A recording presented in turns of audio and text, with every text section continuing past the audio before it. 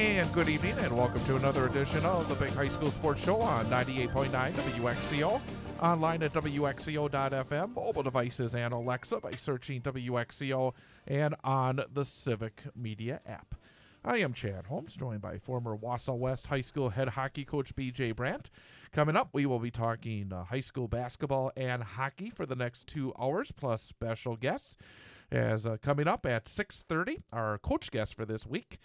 A week later than we originally scheduled, but last week the weather was not friendly to us, and everything got jammed up. So this week we'll have Mosinee girls basketball coach Josh Howe at 6:30, and then at 7:06 it's our student-athlete guest from Wausau West Hockey senior Chase Crass. So that is all coming up. B.J. Brandt, good to see you again. And for folks, just real fast, this is our last show for 2025. Because the way the calendar works, next week is Christmas Eve, and we're not going to spend Christmas Eve. And I would love to see the people that would want to come in on Christmas Eve. Oh, yeah, we'll know whose family life isn't all that great. But we will not have a show because we have special network-wide programming for Christmas Eve. And then in 2 weeks, actually, I'll be in Green Bay because a special Wednesday hockey game as Wausau West will be part of the Notre Dame Academy Showcase. So we'll actually have a game broadcast after then, so we won't be back until like the 7th of January. That's a long time from now, Chad. I know. There's a lot of sports that are going to happen between that time. Everybody's busy. Got the holidays coming, and what we see today will not be the same in 3 weeks' time. Correct. There's going to be a lot of changes, but a lot to talk about here tonight, Dan. We're going to start off this evening, starting with some girls basketball. And I have to say, it was BJ who said, we got to get the girls first here on the hoops. So let's jump in because it's actually been interesting because Valley started with their conference games actually a couple of weeks ago. So we had a couple of games now under their belts. And just real quickly, we'll start with the Valley. Standings-wise, Rapids, 2-0 in the conference, 6-1 overall. Stevens Point, 2-0, 6-2. Everest, 1-1, 3-4. Marshfield, 1-1, but 1-6. West, 0-2, 3-7. East, 0-2, 0-4. Starting with the conference games from last Friday night, a game that we had right here on 98.9 WXCO, saw DC Everest rally from an 11-point deficit in the second half, beat Wausau West 50-47. Peyton Marshallonis had 19 for DCE, 6'2" freshman Olivia Colwell 14, Stella Olsen 13 for West. And I got to say, that young freshman is going to be a player. Yeah, she was really impressive. In fact, I sat at the table for most of the game to get a front row seat of that matchup, and she was really impressive. I mean, they in the second half especially, they decided to make her a presence and to go inside, and the Warriors struggled with it. And you saw that at one point West was up double digits, and just through her play and getting the ball through her was able to chip away at that lead and then ultimately take it over at the end. I said on the air it's not a matter of if she'll be in the starting lineup, it's when she'll be in the starting lineup, because I don't think that we're going to see her coming off the bench much longer. If not, who knows, maybe she started Saturday because they played against Saturday. And actually, freshmen. We're going to talk about another freshman coming up from Wisconsin Rapids here in the next game, but there's a lot of freshmen I've noticed, and not just from the teams that are at the top of the conference. I mean, you got Macy Durr for Wausau West, who I think is going to be a player. She has a couple of really nice games earlier in the season that I did, and then Wisconsin Rapids, as I said, I think a bit of a surprise at 6-1 and 2-0. They have a freshman named Kennedy Conkle I saw play in Merrill when they were there and West was there early in the season. And she helped Rapids to a 39-35 win against Marshfield on Friday. She had 15 points in that game. It seems as though for the girls' basketball teams that the ability, if a girl has that ability as a freshman, they have an opportunity to get on the court. Yeah, I think so, and I think you've seen it certainly in the Valley. I mean, with Marshallonis there, like just being 6'2", it doesn't matter what age you are. If you've played enough basketball and you're that tall, they're going to find a way to get you on the court. And you know, with Macy Durr, she's had some great games here early on in her career, both from the point perspective and even last night. You look at the way they were able to get that victory over Lakeland. They had to play well down the stretch, and she was part of it, taking the ball to the hoop and getting fouled and making some free throws down the end. Yeah, and Conco for Rapids is a different kind of player. She's not one of those 6'2" players. She's more of a guard, and she really can shoot the basketball. She had about 25 in one of the games that I saw in Merrill, then to get 15 last night. And I thought that was one of the early games I was kind of actually keeping an eye on because Rapids off to a good start. Marshfield, again, right now they're just struggling to score. They scored 25 points last night in a 36-26 loss against Holman. Again, I think we're just so used to Heidi Michaels and Marshfield winning a lot of games, and right now they're just struggling. Yeah, but it's early. It's one of those things where you have some maybe they're young to the point where they just have to play the games and start to figure it out. Also, Stevens Point beat East 97-33.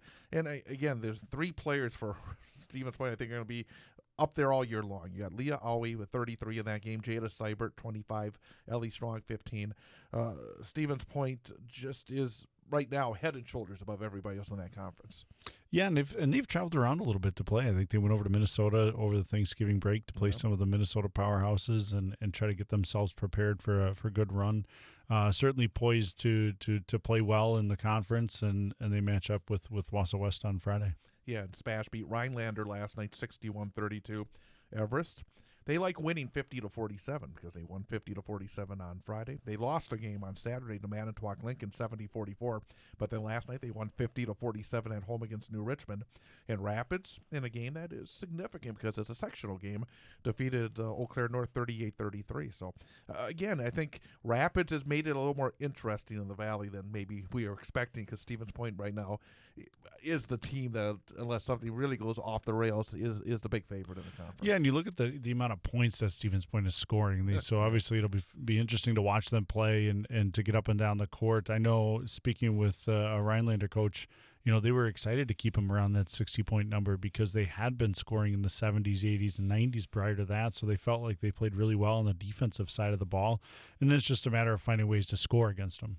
And as you said, another night of conference play coming up on Friday with West at Spash. Rapids travels to East and Marshfield at DC Everest.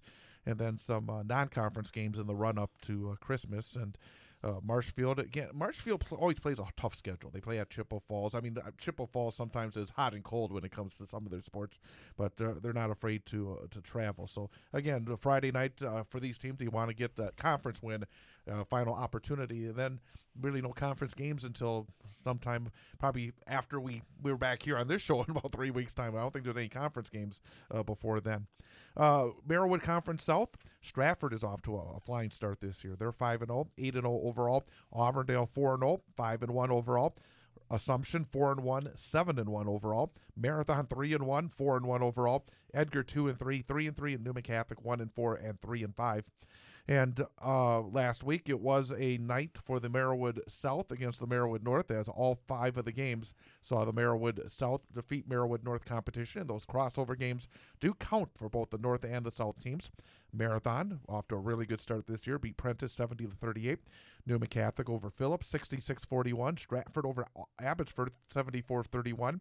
Auburndale beat Shawamigan 61-17. And Assumption over Rib Lake 61-48.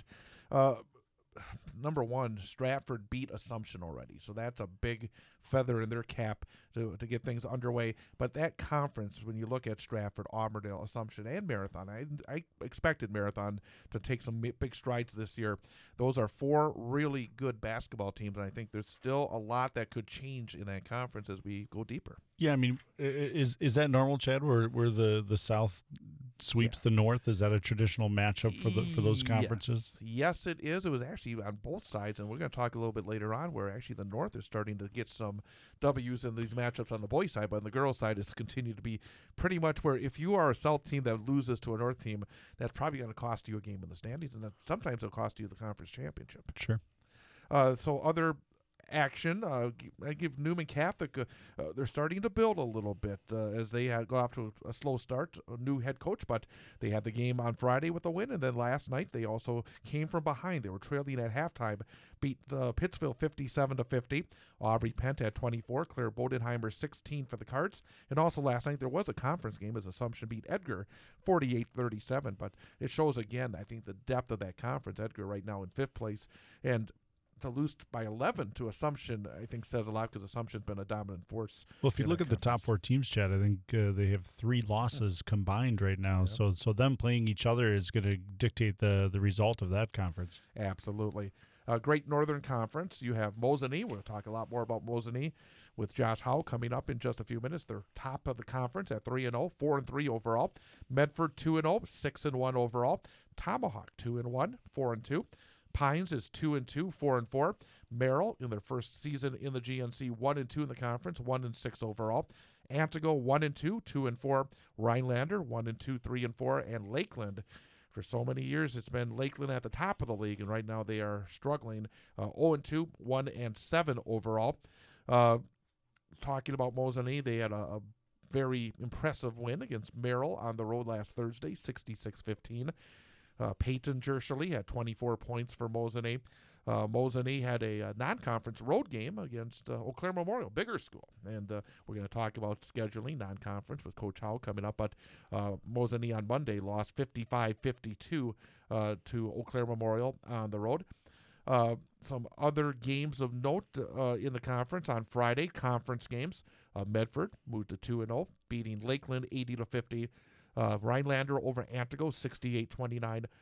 Tomahawk beat Northern Pines 63-56. So again, it's a different conference, and you've been there where some years where you have that, I would call it a super team. I mean, a team that's expected to make a run towards a state championship and really makes it hard in the conference like Lake in the last few years, and then all of a sudden that team is gone.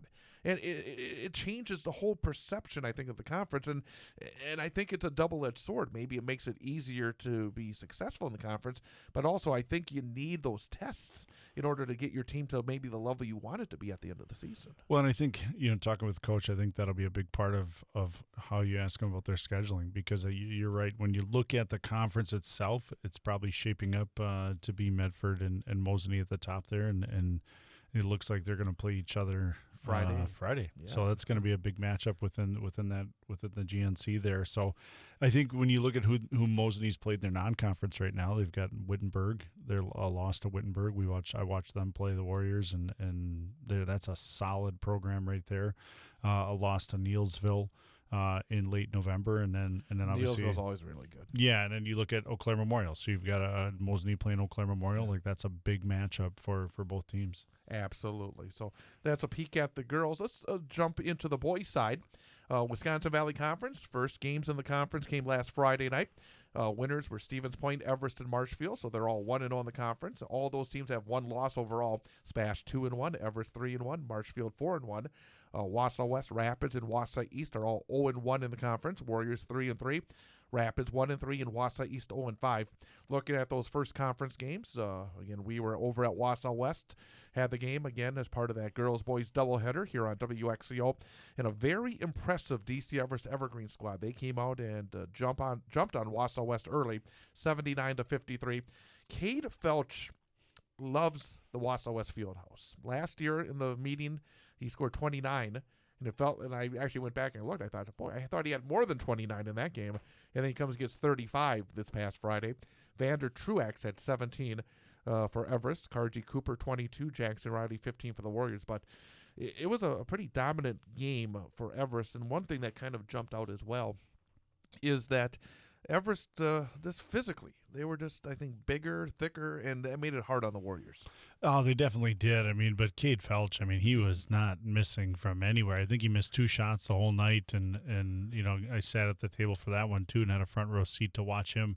It didn't matter if had somebody in their face or gave him the wide open look. He was going to drill the shot, and you could see that built a ton of momentum for them because he was really good early, and that just separated a little bit early. For Wausau West, they then lost last night to Rhinelander 61-38. Will Stenkel at 10 for the Warriors. The last 3 games have been tough. They had a good start with 3 wins in a row. The 3 losses have all been pretty significant. As a coach, you see Nate Lemons in the hall, it's a tough goal right now, isn't it? Yeah, I mean, when you look at the opponents they're playing, though, I mean, DC Everest is going to be a top team in the conference. Eau Claire North is going to compete over there. They were shorthanded that night, too. Yeah, and the Warriors were shorthanded. And then you look at who they played last night, Rhinelander. I watched them scrimmage them, and Rhinelander's a good team. Yes, They're gonna compete hard for that GNC conference title, and you go up there and Coach Lemon's coaching against his brother up there, so you get a little added energy to that building. But it's about resetting and going back to it. I mean, they get an opportunity to go against Point on Friday, a team that they were able to beat a year ago, and it's been a long time since the Warriors had beaten Spash. So there's got to be a little bit of confidence coming off of what they were able to do against Spash a year ago. Wausau East fell to Spash 77-31 on Friday night. And then East also lost to Beaver Dam 76-41 on Saturday. Lumberjacks 0-5, 0-1. I've known Dan Garrett for a long time. He coached at Newman. And, boy, last March must feel a long way away right now. Yeah, but you look at what they lost from that roster, and you know that they're looking to rebuild, and they're looking to get guys experience and hopefully compete hard, and it'll be fun to watch that group as they go throughout the season. You'd like to think if they stay healthy, they're going to get better every time they get out there. Marshfield had a pretty good weekend. Actually, week they won 3 games. They beat Rapids in the conference opener 73-54. They then went to Hudson, and that's a significant win. That's also a sectional game. Went over to Hudson and won 57-44 on Saturday. And then last night went to Eau Claire North, another sectional game. And we've seen Eau Claire North, they're playing a Valley schedule themselves because they played East and Everest, and then they played West, and now they play Marshfield. And Marshfield beat North 91-65. If North was in the Valley, they'd be 2-2. They play more Valley games than anybody else. But Marshfield, again, Chris Pohl is one of the top returners this season athletically, and just expected to be a real handful. But they got more than that. And in Marshfield, again, I don't know how they do that, because Marshfield, basketball-wise, to have 3 in a row and now have right there have a chance for a 4th in a row, they really got that program rolling. Well, it starts with the youth, and I think they've probably had a couple of years of good kids, and then they obviously come through together. But part of that, too, is when you have some longevity and success, it builds on itself, where guys and players recognize the success that the older guys have had, and there's a little bit of I need to step up. So there's probably a little extra work ethic coming from guys that maybe weren't going to be in the mix, that suddenly are in the mix and have turned themselves into some really good high school basketball players. Absolutely. So looking at the Valley this Friday night, more conference games again. Stevens Point at Wausau West. We'll have that game right here on 98.9 WXCO. Everest and Marshfield. That's a intriguing game. I mean, I think that one, having seen Everest and knowing what Marshfield has, that's going to be a premier game in the conference right there. Just knowing what those two teams can do on the offensive side, it'll be interesting to see who defends well to keep the other in check. Yeah, so that's an early season opportunity for DCE to make a big statement, but it's never easy to go to Marshfield. And then a lot of non-conference games in the run-up to the Christmas holiday. Stevens Point takes on Verona. Again, that means a lot of interesting games that Spash has been putting on their schedule. River Falls goes to Marshfield Tuesday. Preble goes to Everest. Medford goes to Wausau West. Rapids makes a trek to Sparta on Monday. And East at West Salem. One of the things about the Valley, it's always been this way in Valley boys basketball. It's always a case where you play basically 2 games before Christmas. I mean, it feels like the season's already almost a month and a half over before you really start getting into the conference season. It's a different feel with Valley boys basketball, I think, than almost any other sport. Yeah, it's really interesting now that in the chair that I sit in, just to see how scheduling happens and to see when coaches want to play non-conference games and when the schedule comes out for I mean, they're in the same boat as every other Valley, where you've got 10 conference games and you get the opportunity to schedule 14 others. So you've got to sprinkle those in there, and you can see where some of these where the teams are traveling to. Like there's some opportunities to travel a little bit more in the basketball world. Marywood South. Marathon is really good. I mean, they had a battle Friday against Prentice. Prentice, a good team. I mean, every time I talked to Nate Lemons about that game to Prentice when the West went over there a few weeks ago, he said, that's a good team. That's a good team. And they went to Marathon, and it was 70-66. And Marathon had 3 players in double figures with Drew Wolfel, Landon Snyder with 14, Logan Peters 12. And then last night, Tom Weaver is over in Marathon, had the game on our Sports 2 stream of WXCO.FM, and I was surprised. I thought Newman would have a better keep it closer, I guess the way to put it. Marathon, though, 75-46 and 4 Marathon players in double digits, and that's every year. Marathon always has depth. They always have guys that just know how to play the game, and I think Adam Jacobson, whether it's football, basketball, hockey, baseball, he is one of the best coaches. I just think he does such a fantastic job every single year at Marathon. Always has a lot of great help as well. But this Marathon team has come out in their first 4 games have really, really been impressive, and I think it's as impressive as anybody in boys hoops here in Central Wisconsin. Yeah, it'll be interesting to get to watch them a little bit as the season goes. But clearly, early on, they're playing well. But you talked about how they schedule there. There's a lot of practices that lead up to the first game, so that you can dial in some of the systems and structure. So it's that type of scheduling is paying off for them right now. Real quickly, the standings in the Merowith South. You got Marathon 3-0, 4-0 overall. Auburndale, Assumption, and Newman all 2-1 in the conference. Auburndale 3-2, Assumption 3-3, Newman Catholic 2-4, Edgar 1-2, 1-3, and then Stratford 0-3 and 0-5. And Stratford almost every year, I don't know how closely you've been watching this over the last number of years, they were always a team that was winning 20 games. I mean, they were always right there with Marathon in that conference.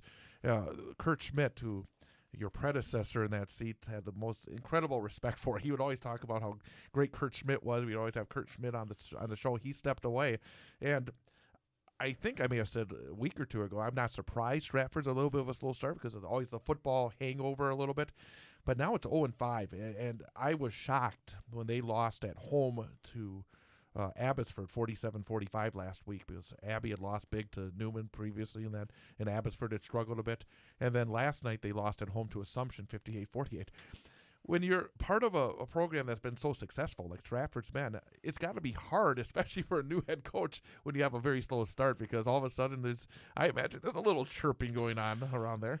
Well, there may be, but part of it too is you just have to figure out what your identity is as a coach, what your identity is within the program, and the kids that have been there watching the success, like now, not knowing the program that well at all, but they've had to step into roles that maybe they're not comfortable with yet. And certainly with the group that they have, they've struggled a little bit here early, but you know that a team that's had that success over time will prepare and be ready, especially once playoffs come around. Absolutely. Looking at the Great Northern Conference, and again, I think this is going to be a very entertaining league, because I think there's, number one, some good teams, and number two, there's not, I would say, an overwhelming favorite in this conference either. But you got Mosinee, Rhinelander, and Pines all 2-0 to start off the conference campaign, and they're all off to good starts as well. Overall, Mosinee 4-2, Rhinelander 5-1, Pines 4-1, Medford and Antigo both 1-1, Medford 2-3, Antigo 2-2, and then Merrill, Lakeland, and Tomahawk 0-2 in the conference. Blue Jays are 2-4 overall. Lakeland 1-3, Tomahawk 1-5, and Mosinee had a weekend. They played a overtime game on Friday in Merrill. I know I've talked about this. They've had some interesting games over the last number of years. Merrill, a couple of years ago, when Mosinee had a fantastic regular season, they were a number 1 seed. Merrill went over there and beat them in the regionals. It's just been a really solid, I think, rivalry that was not a conference rivalry. Now it's a conference rivalry. And Mosinee beat Merrill Friday 68-65 in overtime. It was a 16-point lead for Mosinee at halftime, but Merrill came back. But in the end, Mosinee pulled out the win. So then they have probably an emotional game, a road game. They go home, get to bed, and then they drive over on Saturday to Kaukauna for the event they have over there. They played Little Chute, and it was another overtime game, and this time Mosinee fell to Little Chute 75-74. Braden Reinke has been just red hot, and then last night Mosinee beat Brilliant 68-54, but Reinke had 26 on Friday, then he had 32 points and 10 rebounds on Saturday, and then last night he added 23 points, so he's one of the guys that I'm putting on my mental checklist here to get over here on a Wednesday night, but he's been outstanding. And then you got Treve Stoffel, and I've got to say congratulations to Treve Stoffel, because he just announced he's going to go to the University of Wisconsin to play football. Oh, that's fantastic. Yeah, so that's a great thing for him. Yeah, we had him on the show in the fall, but he just last week announced he's going to play at the University of Wisconsin, so outstanding there. And then, of course, we had Rhinelander. We mentioned the fact that they had a nice win against Wausau West last night, 61-38. They beat Antigo by 20 on Friday. And then Pines, we saw Pines over Thanksgiving weekend. They know how to put the ball in the hole, and they're off to a good start as well. Those three teams, and the thing about those three teams, I think they play entertaining basketball as well. They know how to put the ball in the hole. Yeah, I mean, when you look at it right now, it seems to be a three-horse race for that conference, and some of it will be sorted out on Friday because you got Pines at Rhinelander on Friday, which will dictate a little bit of what's going on, and you got Medford and Mosinee, also a matchup of essentially fourth place in the conference versus first place. And Medford's always there. I mean, they're always there. They may be hanging around, but they're always going to be part of the discussion. And I'm still curious to see how Merrill develops during the course of the year. I think they're going to be a factor in some way. They would have been a big factor right away if they would beat Mosinee on Friday night. But it's going to be interesting to see how they do develop as a new member of the GNC, and that just makes that conference, I still think, very, very tough as well. The new baby blue version of the Blue Jays. You keep noticing that. Yep, absolutely. So, and you said it, Medford at Mosinee Friday, Pines at Rhinelander, Merrill at Tomahawk, Antigo at Lakeland. So some interesting games coming up as you probably want to win that last conference game before the holidays. Yeah, I think going into the break, depending on what you have for your schedule, it appears right now, just with the way the structures of schedules, teams have to be playing over break, and that becomes a little bit challenging, I think, for parents and for coaches to know you've probably got to play over Thanksgiving and play over the Christmas and New Year's holiday as well. So you'll see teams playing and scheduling games over here. It'll be interesting just to see how that goes because kids aren't in school. That's a big thing. Like when kids aren't in school, that game day routine, that process of what they go through a normal day just isn't there. So as a coach, you got to manage that a little bit. So, but yeah, you're right. I mean, you want to win that last conference game to feel good about going into the break, or at least compete hard in it so that you can get some momentum going into the second, 2/3 of the season. We don't see as often, whether it's basketball or hockey, as many teams that would take the entire time off. We used to see a few of those teams that you get to the last game before Christmas, and then we don't see you again until January 2nd in terms of games. But now with more games on the schedule, it feels like you almost, in order to get your schedule filled, you have to use basically every portion of your schedule. You do, and I think that do you have to play the 24 regular season games? No, you don't. But at the same time, you tell the parents who want to see their kids out there 24 times. Come on. well, that and Chad, like in basketball, they've got the computer rankings, so they've got to get some games in there. They've got to get some head-to-head matchups in there because, and you think about what your non-conference schedule will do to your computer rankings. So all of those things are calculated in when you're doing this process because it's computer rankings.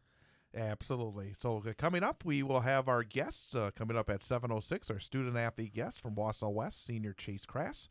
And coming up, we'll have our coach guest for this week from Mosinee, girls high school basketball coach Josh Howe. That is coming up as we continue here on the Big High School Sports Show on 98.9 WXCO. On Thursday night, the Central Wisconsin Storm girls hockey team looks to stay undefeated in conference play when they play host to Northern Pines. Hear all the exciting action live on 98.9 WXCO, online at WXCO.FM, mobile devices and Alexa by searching WXCO, and on the Civic Media app, starting with the pregame show at 6:35 and the opening face-off at 7 p.m. Storm Hockey on 98.9 WXCO is brought to you by the Cloverbelt Credit Union, sponsor of the Cloverbelt Credit Union broadcast booth, Sun Printing, Rocket Industrial, and the Wausau Business Show, Mike Whitmore Construction, and the Wausau West Athletic Department. It's the Central Wisconsin Storm playing host to Northern Pines Thursday night, starting with the pregame show at 6:35, opening face-off at 7 on 98.9 WXCO, online at WXCO.FM, mobile devices and Alexa by searching WXCO, and on the Civic Media app.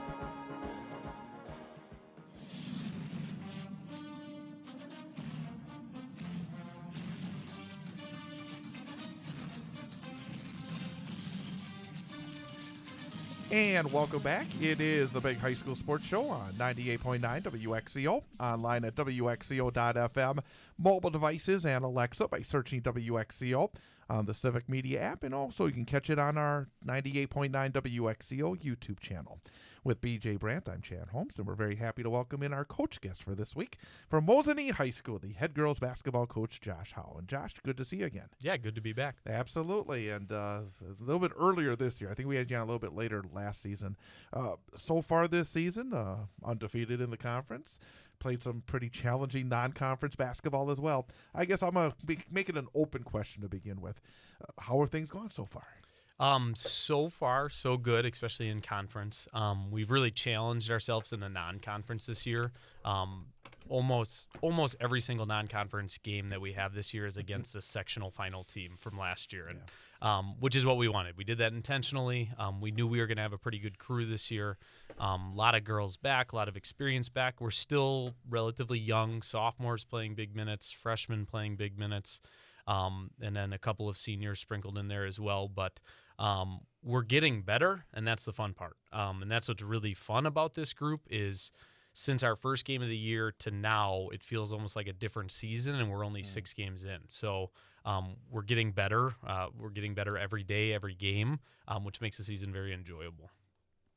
Talk a little bit about Taylon Jerchley. She's somebody that obviously is an outstanding athlete and unable to play for you a little bit this year just because of an injury. Talk about what she means to your program as a senior. Yeah, she is kind of how the foundation of everything that we've built with this program so far. And obviously being kind of a new reset as a program.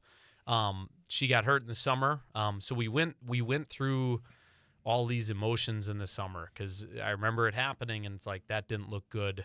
I don't know if she's going to be able to play. And then we kind of went on the roller coaster of she's such a tough kid, such a good athlete. She worked so dang hard that she got back for our last week of Summer League and played through the entire volleyball season minus a couple games after she tweaked her knee and then found out it was completely torn. And it just speaks to her character, speaks to what kind of athlete, what kind of person she is, that she was able to persevere and fight through that injury, which is pretty incredible. So we went through those emotions in June, and then we kind of went through them again. We knew we were going to have to prepare for life after Taylon as a program. We just didn't realize it was going to have to come so soon. But she's almost become one of my assistants. I would say she is one of my assistants. She's been running stuff with the guards. She'll run individual periods with the guards.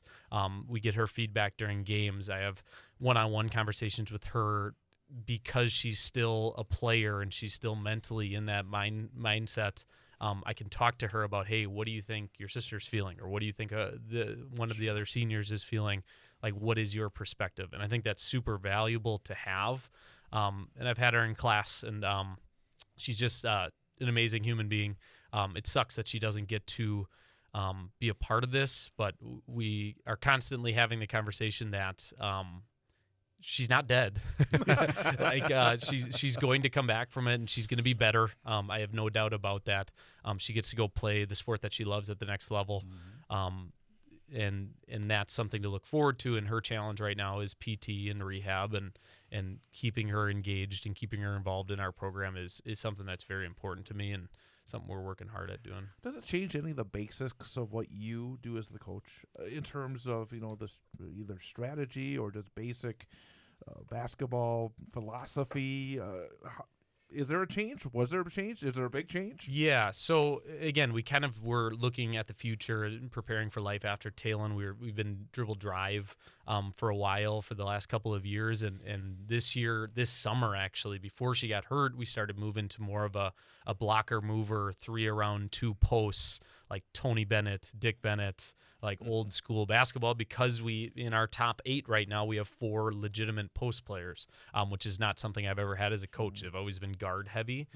So I would say that was it was definitely a coincidence, and it just happened to kind of work out in our favor. But strategy wise, it's funny you bring that up, because I've always thought of my mentality as go, go, go. Let's score 80 points. Let's win that way.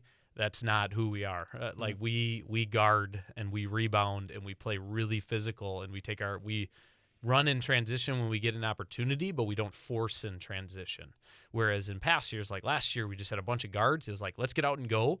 Let's get a layup up at the rim, and let's get an offensive rebound if we don't score. So we are very different. And part of that is because not having Talon, but it forced other girls to step up, which they're doing. But yeah, we definitely look a little bit different this year. Talk a little bit of what it's like to be a coach right now. I mean, being a head coach is a in some people's eyes is a 3 to 4 month job, but the reality of it, it's not. Talk about what that looks like on a 12-month calendar. Yeah, I've been fortunate that I have a group of girls that all they want to do is play sports, whether it's softball or volleyball or basketball, and there's not a whole lot else that they want to do. So with the WIA pass and the rule that we can work with them over the summer, and I help run our strength and agility stuff. The girls are constantly asking, hey, can we go do like a practice? Can we go do a workout? Can we go do this? It makes it feel a lot more like college from what I remember my playing experience being. That's what it feels like. And it almost feels like if you don't do that stuff in the summer, you're going to fall behind. Especially with those, look at like a team like Neilsville. Those girls play year round. They're so talented. They're so solid fundamentally because they work year round. And I would say I have a group of girls that kind of bought into that. I'm fortunate because I'm a teacher and I get the summers off and I run our strength and agility stuff. So I'm there and I get to be there. But if I wasn't in the building, if I wasn't a teacher, it'd be so much more challenging to get in and get the amount of hours that we got this summer. I don't have any children yet, so that I have a lot of free time. And my wife is very supportive of the things that we do, and she's a volleyball coach, so she works with the girls on that stuff too. So, it's a lot of time. That's for sure. I was thinking on the way over here, like if we talk about college basketball or NBA basketball, I'm like, I'm gonna have no idea because I don't have time to follow a lot of that stuff. It's I'm all in, especially in the season. And the only time off I really have is like spring. I can kind of relax a little bit, but with the changes in the summer, it kind of becomes a year-round thing now, for sure. Something you said to us before we went on the air is, and I mentioned that the winter sports season is a long season, but you said, hey, you still want to make sure that it doesn't become a grind, that it's still fun, and that you make sure that the balance is right. When you talk about that, with that feeling, when you say, well, if you're not working all the time, you're falling behind. But at the same time, you don't want to burn out these young people. They do have, hopefully, some sort of balanced life. How do you try to balance it off to make sure that, number one, the kids are getting the full experience, and that means having some fun as well, and also being very successful? Because I imagine now with that, as you said, there's always that worry. If I'm not working this a little bit harder, somebody else is, and they're going to be able to take advantage of it. It's got to be a kind of a difficult balance at times. Yeah, I always, as a coach, I think my main philosophy is that a happy, healthy athlete is going to outperform a beat down, like overrun, overworked athlete almost every single time. So we definitely take care of our girls. We make sure we get them home at a decent hour. We cut down to 90 minutes after winter break just because we don't need to be out there for 2 hours every single night. As far as the summer stuff goes, I told the girls like right away, as soon as the rule passed, I'm like, I will not track you down to go do a workout. It has to be you come to me and we'll go do a workout, we'll go do a practice, but I'm not going to force you to be in the gym because if I'm forcing you to be here, you don't want to be here and we're not going to get any better. I was talking to my assistant about this the other day. One of the biggest things, regardless of wins and losses, one of the biggest things we were most proud of last year is by the end of the year, after we lost in the regional final to Lakeland, we had girls that were incredibly sad, obviously that we lost, but they were really upset that basketball was over, even though they had volleyball in the summer, they had softball coming up, they had track, like they had stuff. They were really upset that basketball was over. With winter sports specifically, I don't think you see that a lot. Like, It's a long season. And even as a coach, the season gets done and you're like, okay, yeah, I'm sad, but all right, it's over. But we didn't have that last year. Like we wanted to keep playing, and literally the girls are like, can we keep practicing? And I'm like, no, we gotta move on. But that was something we were really, really proud of. Is we kind of took a bunch of athletes and we but we helped them love basketball, which is one of the biggest things that we wanted to accomplish was get girls loving basketball again, because we felt like we lost that a little bit. Again, we're talking to Josh Howe, the girls basketball coach at Mosinee, here on the Big High School Sports Show on 98.9 WXCO. Talk about your roster a little bit as I look at, your roster, you're playing a lot of underclassmen. You've got 2 sophomores, a freshman, and a couple juniors that are, getting a lot of minutes for you right now. Talk about your roster a little bit. Yeah, so I have, I think I said this last year, but I'm not going to act like I wake up on third and act like I hit a triple. Like I have, that's not, I always say that. Like I have incredible athletes. Like I knew that coming into it. It's part of the reason I switched over to the girls' side. I have 2 guards now in Addie Henrik and Peyton Jerchley that can legitimately control any game. With the pace, they can handle the press, they can control the game and dictate, and it's something they've had to grow into because it's not always something they've been great at, and they've relied on Talon to do that a lot. But now all of a sudden, I have 2 point guards on the floor almost at all times. Peyton is one of the best defenders in the state on the basketball. I have no doubt in my mind about that. If you like defensive basketball, you got to watch her play because she works so hard. She anticipates every crossover. She's physical. So I got 2 guards that control the control the game, and then I run a front line out there with 3 bigs with Bridget Fry, Abby Clues, and Payson Stoffel that not many teams can handle that kind of size. And we rebound really well. We're tough to score on, especially in the paint because of that size. We only have 3 juniors left, and all 3 of them are really, really key pieces for our team. With Bridget, who's started every game since she was a freshman. Abby Clues has taken. She's like our physical presence. She's always rebounding. She's always playing defense. And then Payson is our big freshman that is going to. The growth we will see out of her from start to finish is going to be incredible because she came to us. She's a volleyball player.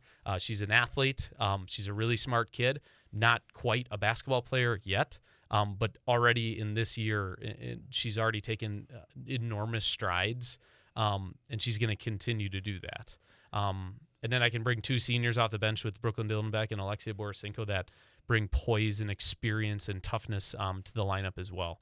And then my lone sophomore that I'm leaving out was Megan Troy, who's really come on for us the last couple of games. Again, really good athlete, great softball player, not necessarily a basketball player to start out, and already in this season she's taken an incredible growth coming off the bench for us. It's an interesting mix because so often when you're going through school and, whether you're an athlete or not athlete, you hang around with the kids that are in your class, you got such a smorgasbord here from freshman to senior.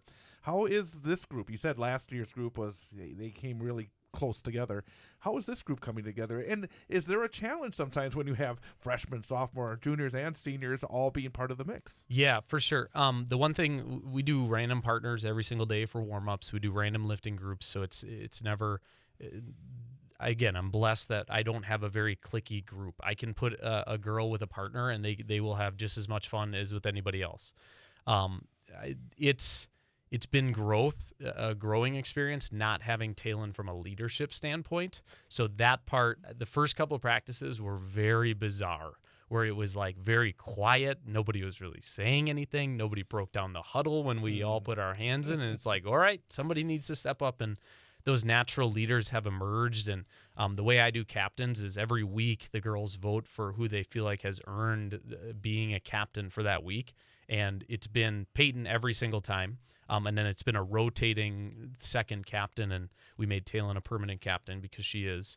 But it's been a different girl at that second captain every single week so far this year, which is awesome. And the other part with this group is, like I said, I run the strength and agility stuff in the summer. Every single one of our varsity girls is at that almost every single day this summer, which is a huge part because they're lifting together, they're working out together, they're pushing each other, and it's definitely one of the bigger reasons why we're able to have some success. I mean, looking at your schedule coming up here, you've got at Medford on Friday, and then it looks like you go off to a holiday tournament over in Green Bay. Yeah, it's a big one on Friday. Medford's playing really well. They got 2 legit players in Taylor and Kayla, and then they have a great role players around them. It's always a tough place to play. From back when I was on the boys' side, it's always it's an awesome gym. It's a loud gym. It's a tough gym to play in. So it's a really big game for us. We've gone through a pretty good schedule so far here with non-conference opponents. So after Friday, we'll get a chance to breathe a little bit, and then we'll give the girls a good time off for for Christmas, get them healthy, get them rested, and then we go to Green Bay Preble for a holiday tournament. Yeah. I gotta ask you real fast about the game that's after that, Rice Lake, because I know they played Stevens Point actually. I think earlier in the season, and they got a couple of kids that are going to Green Bay. What the heck? I mean, talk about it, and you're playing them on the road. Yeah. I mean, when you go into a game like that, what are you? Number one, you want to play really good competition, but man, this is really stepping up beyond your division and everything else. Talk about putting this team on your schedule and what you hope to get out of this game, big picture. Yeah, the other scary part is we beat them last year, so we were able to, and I know they didn't like that, and then we were, unfortunately, we weren't able to meet up with them in the playoffs, but now obviously we made the schedule going into this year. Oh, are they in the same division yet? We dropped down to D3 right. this year. Okay. Yeah, so they're not in our division. They were in our not region, but they were in our section last year. So after Lakeland beat us, Lakeland went and played them up in Ashland. But yeah, we want to play the best teams. I would rather have a 500 record and know that we competed with the best teams in the state than win 22 games and get knocked out early, because we haven't had that challenge. So now, that being said, sitting here at basically 500 with a couple of close losses, it's like, man, it'd be nice to be 6-1 or 5-1. But like our game on Monday, we lost by 3 to a sectional final team in Eau Claire Memorial, and they hit a 3 with 5 seconds left, and an awesome atmosphere, awesome gym over there. It's going to prepare us for what we see in the playoffs and what we see in the postseason, and that's why we schedule it the way we do. Let me ask you real quickly, how good is Whitburn and Neilsville? I mean, because those are really good basketball. I'm just always curious to hear from a coach who sees good basketball teams. How good are those two teams? Yeah, Wittenberg's unique because they play such a chaotic style of basketball, yet they're in control of the game. So it was a brutal first game for us to start with. 29 turnovers without our main ball handler. We put the girls in the fire immediately. Is that a game I'd rather play in like December or January? Yes. Now they're in our region, so I'm expecting to see them again, and I'm expecting to be a very different team by then.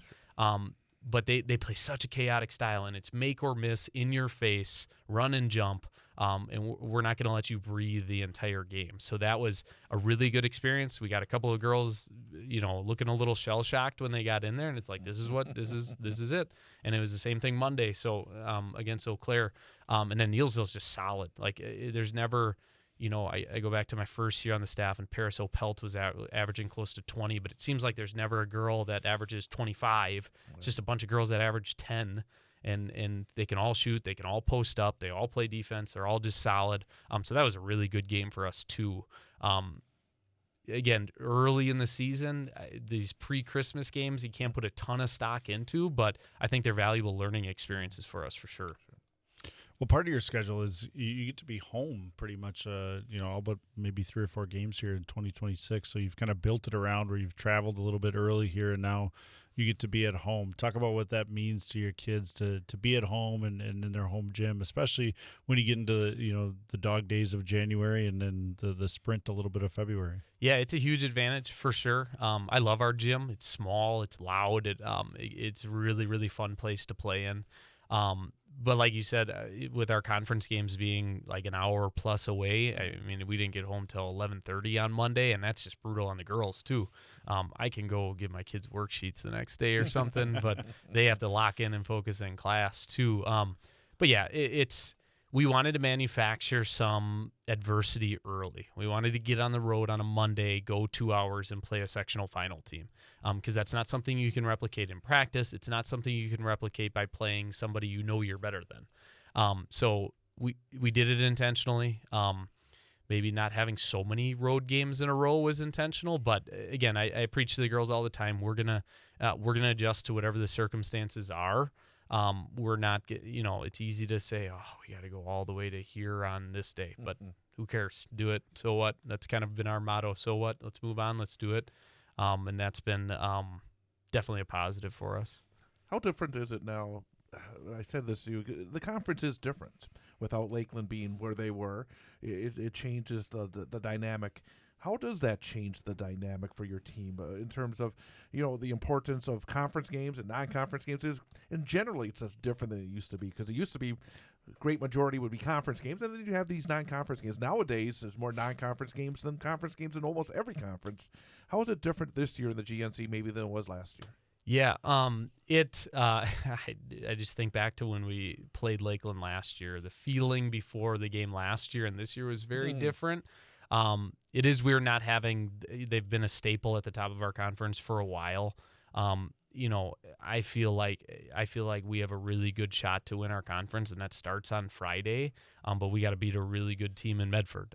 We already got it out. We got a hard road game at Rhinelander out of the way, which is always a tough place to play too.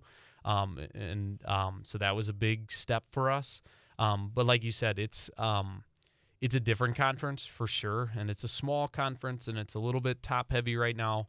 That's why these non-conference games are so important for us, and that's why we schedule them the way we do. And but yeah, When you come back and once school gets going again there in January, and you go Rice Lake, and then 3 days later, you've got Antigo in there, and then 3 days later, you've got Northern Pines. So that's going to be a big matchup for you guys coming off the break. Yeah, we got a couple of 3-game weeks. And again, there's the scheduling adversity a little bit, right? And then later on in January, we go to Pacelli, and then we're home against Xavier, and then home against Medford. So that'll be a really big week for us too. We're gonna be a different team by then. I'm confident in that, for the better. So we try not to look ahead that far. Like I said, I have a group that gets better every single day, so I'm very intentional about not looking ahead. Like even today, we weren't even thinking about Medford yet. We were just thinking about getting better. As like we focused on us today. Like we'll worry about Medford. We'll do a little bit of scouts, some film tomorrow. But today was like, let's get better on what we need to get better at, and then we'll worry about tomorrow. And that's kind of the mindset, especially with a young team.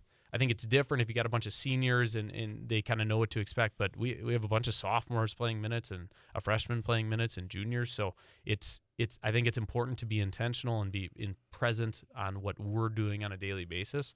Otherwise, I think practice loses its value a little bit when you're kind of looking ahead. But yeah, we're excited about some of those upcoming matchups. We got about 90 seconds left, and I got one final question, basically, because you're still a young coach and saw you last year.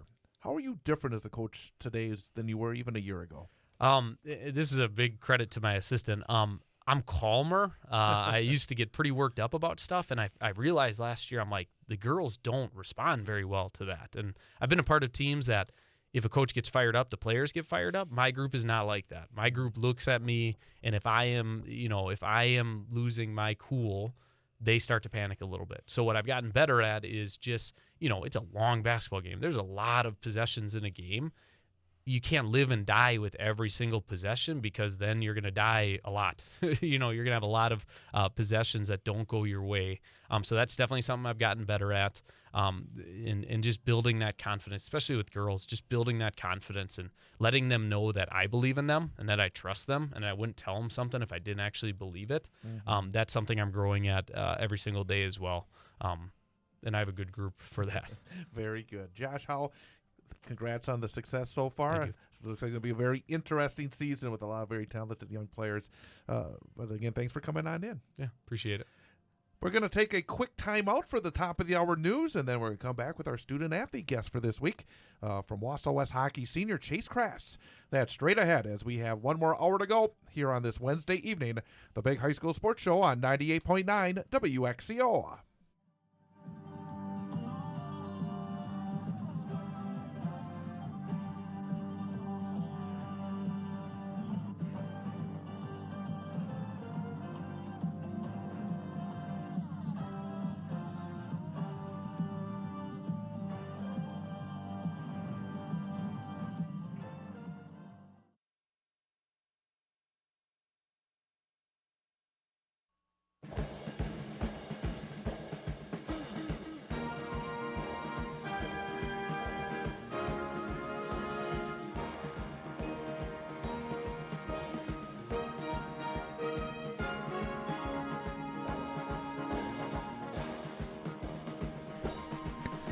And welcome back. It is hour number 2 of the Big High School Sports Show on 98.9 WXCO.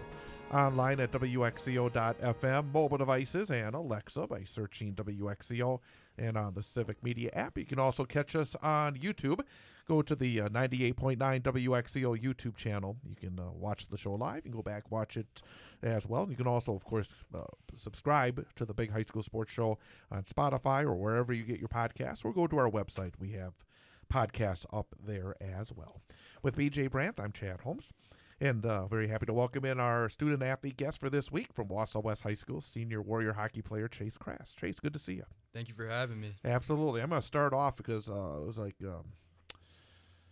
time just has no meaning anymore. It's been a week and a half when we were down in southeast Wisconsin, and I had all the seniors come in and do their 6 minutes with me for the for the interviews, and I was talking to you, and at the time I think you had one goal, and I asked you about if you were writing a scouting report on yourself, what you'd put down there as the good things and maybe the things you need to improve on, and it was almost like a chuckle. You were saying, well, I guess I'm not scoring much, so I better put my shot, and since then you've been scoring a lot of goals.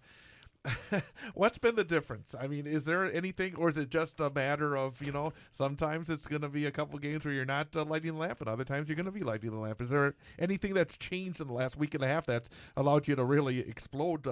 4-goal game against EMU, 2 goals last night against Mosinee, had a big goal against U School as well. What's made you so hot? This is a funny one, but I realized that I needed to switch something up for my pregame routine. And that consisted of not talking to the team besides my teammates or my line. So I could only talk to Coop and Owen, and it seemed to work out. So I've been kind of rolling with it since then. I should have known when I asked the question it wasn't going to be an X and O development. It would be something sort of outside that. No, Chad, there's something else there that always Chase, with those hockey players. Chase didn't bring up, because I asked him about it at school today, and only the YouTube viewers can see it. Is he was growing a very manly mustache prior to this, and that mustache was too heavy of a burden and kept him in a slump. And now that mustache is gone, he's a free man. So, the aerodynamics, huh? Yeah. Chase, talk about like your 4-year career. You've obviously, were somebody who got to compete as a freshman and get into the lineup and have a role as a freshman, scoring 8 points your freshman year, and then you jump onto the scene as a sophomore and 33 points and 44 points as a junior. Talk a little bit about what your path has been over the last 4 years to get you here. Starting off with my freshman year, it definitely gave me like a realization like what I'm capable of, and it definitely like brought me to how I am today, like a different player, and like being coached by you, but it just changed me, and it seemed to make my confidence a lot better. How have you changed as a player? Generally, let's stay between the on the ice this time around. How are you a different player now than you were when you first hit the ice as a varsity player as a freshman? Again, like it's just like a big thing with confidence. Like my confidence wasn't there like going into my freshman year, and then a couple games in, I started to gain my confidence and got a role in the lineup and just stayed there and got better. Talk a little bit about your line. It's a line that's been together for a lot of games. I mean, you guys have played together through fun times, through some difficult times. Talk about your line mates and your teammates. I mean, because obviously you've been a part of a lot of team success during your career. Yeah, so I've been with Cooper since my freshman year, and getting to play with him has been great. And having Owen come to my junior year, it was just such a big key factor of like our success throughout our junior year. And then once again, like this year for my senior year, like it just seems like we're just clicking, and it's coming easy to us. It does seem like you've taken it to another level, though. I mean, there were a couple of times in the last few games where I've said, well, he could have taken the shot. He passed it off. The next guy could have taken the shot. And then the next pass, it's an easy goal because the goaltender had no chance. Does it feel like that even with all the time that you played together, you guys have taken it maybe to a different level in the last couple of weeks? I think we definitely did. I mean, we were getting on each other a little bit at practice just because, I don't know, just things that happen around the team and just players trying to show off what they can do. But, I mean, we're figuring it out now, and it just seems like when we come to games that we're just there, we're clicking, and just enjoying it and having fun. Well, as a junior, you guys had a ton of success. What did you learn from that year, and how does that prepare your group to have a great senior year? I think it definitely, I mean, with us losing at the state championship, it definitely came to us like that shouldn't have happened, and then like we're hungry for like this season, and then we know that we're capable of doing it again. What did it mean to you though to get there? Because I know that this way you talked about that game at state, it sort of still sticks with you a little bit. But at the same time, to get there was such an accomplishment. When you look at that section, it's just incredibly tough. I think in some ways getting to state was probably harder than once you get to state winning the state tournament because there's so many good teams there. What did actually getting there though mean in that long whirlwind process, especially through the playoffs? But I think it started back, I think, in Green Bay when you guys kind of started to turn it to that next level. What did that whole process mean to you to have the rewards come after a lot of hard work? Yeah, so going back to Green Bay, we dropped a hard one to St. Mary Springs, and it kind of just brought it to a realization, like, we got to switch something up now. And, like, going into the rest of the season, it just seemed like everyone was clicking and just, like, everyone just seemed to be on the same page, and the team morale just boosted. Let me ask you something, though. I mean, we've talked about this in the past. After that game, all of you guys started sitting down on the bench. What is it with hockey players and just doing things like shaving the mustache or sitting down on the bench? And it I don't know if that meant that why you guys started playing better, but it did. I mean, it just seems like in hockey, there's a lot of those little things that you guys are willing to try things to see if they work. Yeah, like, again, like the little things, like we had to switch something up, and it just, us standing up is something that we had to switch up, so we sat down, and it seemed to work. And they've been sitting ever since. Yeah. I made a comment to Coach Brown as I watched the game on Huddle, how uniform it looks, especially at Green Hack, when you guys have the whole place to sit down and all guys are sitting down. It just you look like a team and you look uniform and certainly playing well right now. Talk about the Marathon Cup and what that meant to you guys. It meant a lot. I mean, going 19 straight wins in the Marathon Cup was some history that we wanted to keep on going, and it's just great to see the program still intact. Is it a different feel? Is there an energy at the Marathon Cup that, I mean, you guys play a lot of big games. It's not like for a lot of the teams where, sometimes there's a couple of games that kind of step up above the others. You guys play such a tough, you play those big games against Stevens Point every year. You play in these tournaments every year. But is there something still special about when Mosinee comes in, the Evers fans come in, the EMU fans come in, the West fans come in, that the Marathon Cup still provides for players on the ice? I mean, Mosinee usually gives us a good fight, and we always seem to struggle, though. But, I mean, it's something that we have to get used to now. Like, the teams, like, we can't drop to our opponent's level. We just got to stay consistent and play at our high level. Yeah, I mean, you guys have played a lot of games. I mean, right now, if you look at a third of the season. Yeah, you and DC Everest right now have both played 8 games. You're 1/3 of the way through your senior year. You guys have played really well up to this point. Obviously, everybody's looking forward to a particular game. Talk about how you manage emotions and manage different things throughout games and throughout as you navigate through your schedule.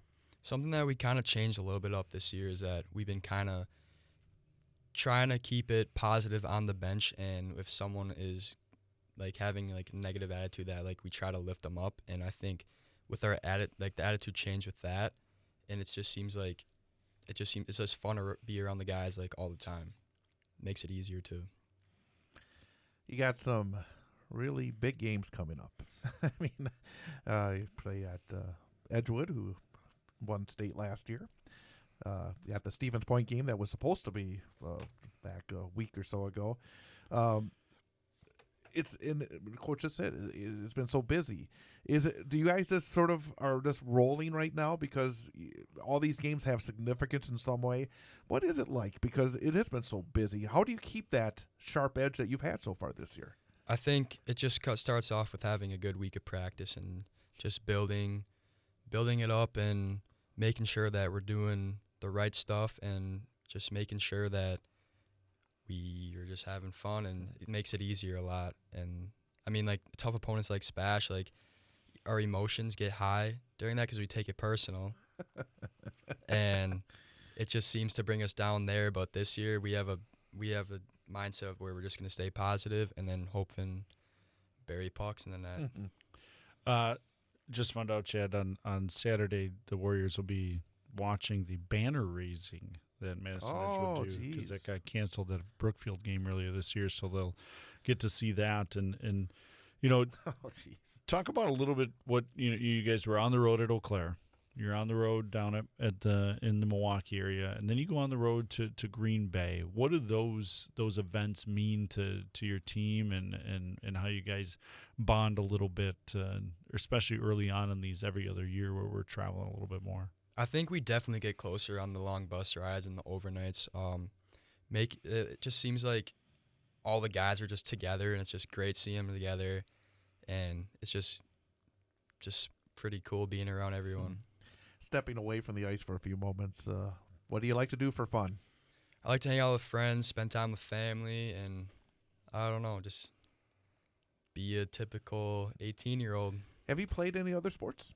I played football, soccer, and a little bit of baseball. And were you anywhere close to the skill level in any of those sports that you are with hockey? Was there ever a decision that needed to be made? Well, I like soccer. It was my second sport that I was pretty decent at, but I decided to pursue my future with hockey and just spent more time with hockey. So I just dropped soccer after that. Well, talk a little bit about that because as we talk to hockey players, we know this is different. It's a different sport. You look at what the off season looks like, and I use quotes with the off season for all sports right now because there really isn't an off season. It's just a game season and a preparation season. Talk about what that looked like for you over your 4 years and how you were able to manage it.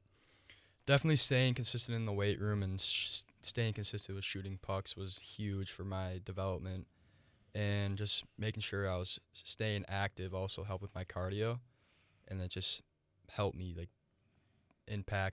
be an impact player. Along the same lines of Coach saying, hockey's being different, the future roads are different. For most sports, it would be, hey, go to college and continue to play sports.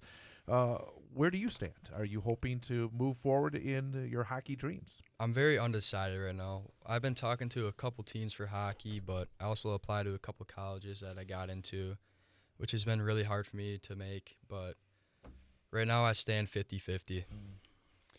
And that's a challenge. I think with all student athletes, you've played a sport for a really long time. And you've obviously all the student athletes that we're interviewing, Chad, are excelling in their sport.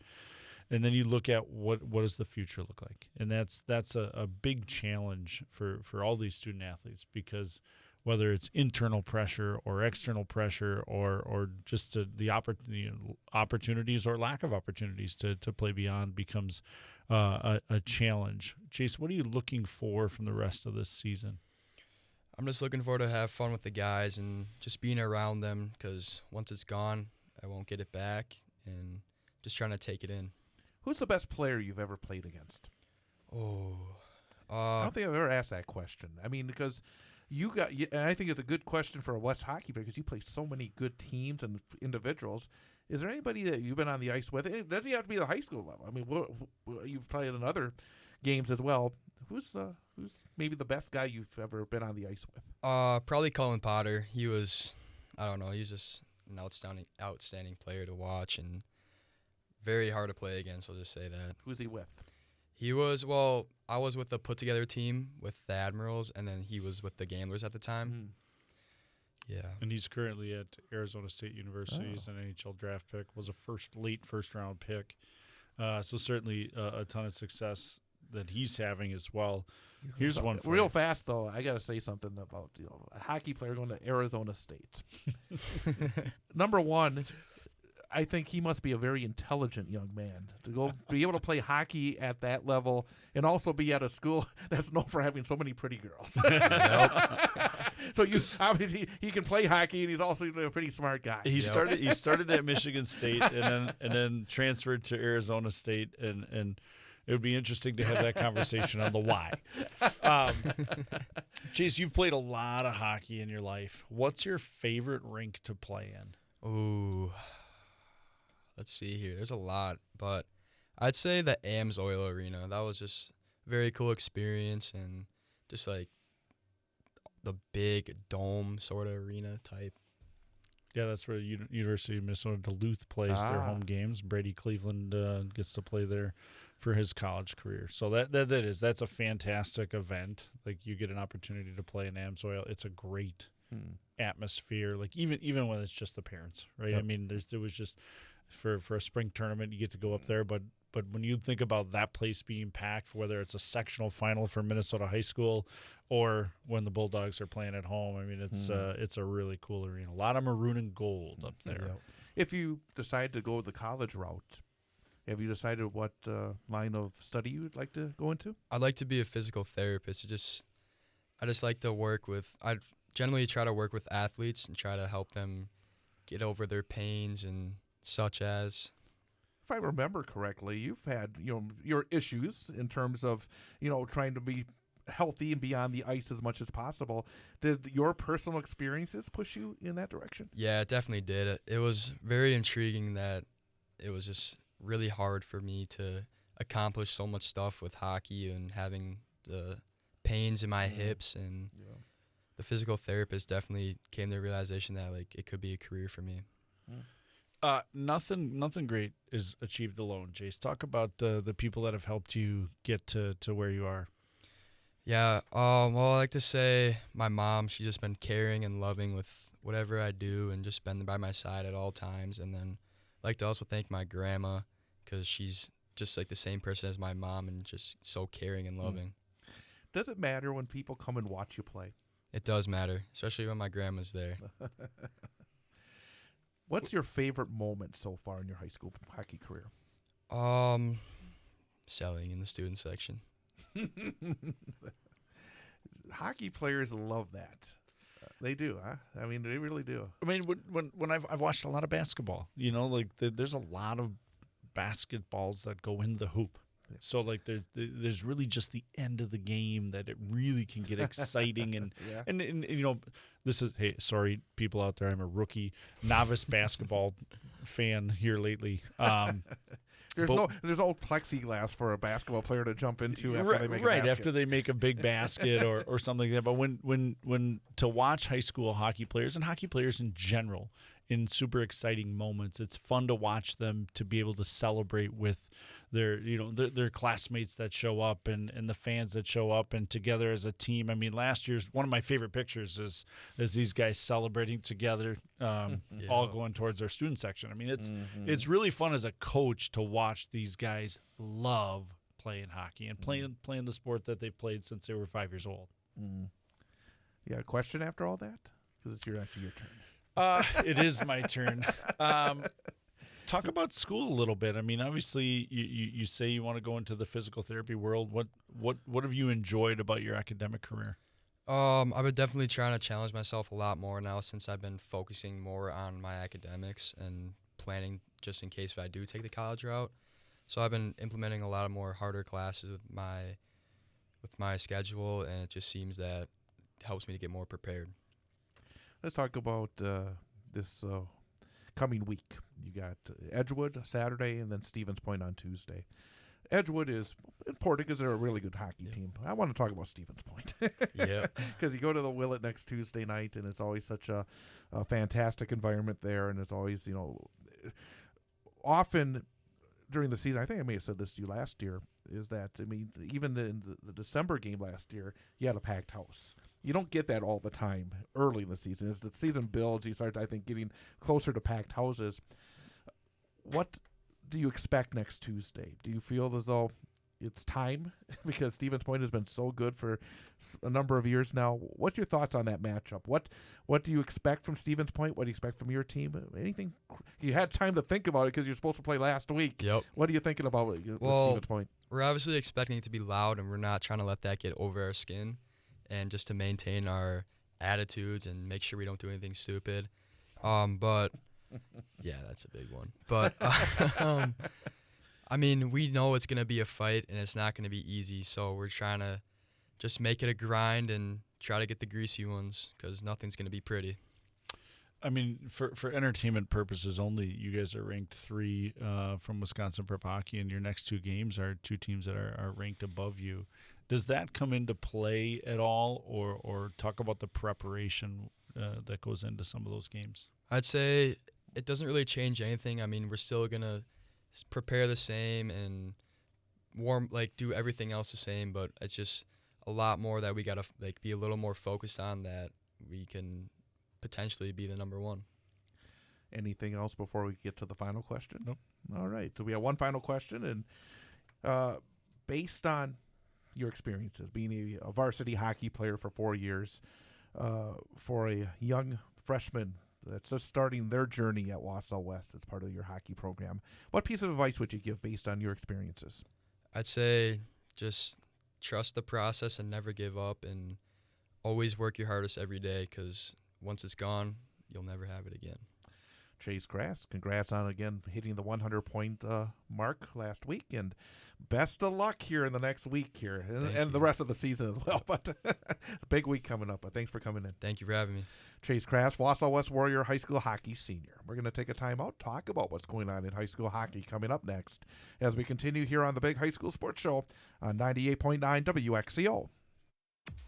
On Friday night, the Wausau West High School boys basketball team plays host to Stevens Point in a Wisconsin Valley Conference matchup. Hear all the exciting action live on 98.9 WXCO, online at WXCO.FM, mobile devices and Alexa by searching WXCO, and on the Civic Media app, starting with the pregame show at 7 p.m. and the opening tip at 7:15. Wausau West basketball on 98.9 WXCO is brought to you by Sun Printing, the Clover Belt Credit Union, sponsor of the Clover Belt Credit Union broadcast booth, Rocket Industrial and the Wausau Business Show, Mike Whitmore Construction, and the Wausau West Athletic Department. It's Wausau West against Stevens Point in high school boys basketball, Friday night, starting with the pregame show at 7 p.m. on your home for Wausau West Sports, 98.9 WXCO, online at WXCO.FM, mobile devices and Alexa by searching WXCO, and on the Civic Media app.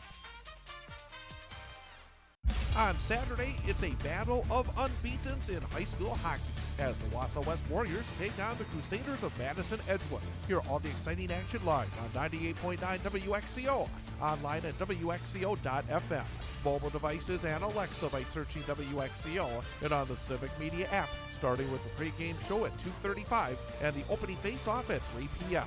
Wausau West Hockey on 98.9 WXCO is brought to you by Sun Printing, the Wausau West Athletic Department, Clover Belt Credit Union, sponsor of the Clover Belt Credit Union broadcast booth, Rocket Industrial, and the Wausau Business Show, the Wausau Cyclones, the Wausau West Hockey Booster Club, Four Seasons Golf of Wausau, and Mike Whitmore Construction. It's Wausau West at Madison Edgewood in high school hockey, Saturday, starting with the pregame show at 2:35 on 98.9 WXCO, online at WXCO.FM, mobile devices and Alexa by searching WXCO, and on the Civic Media app.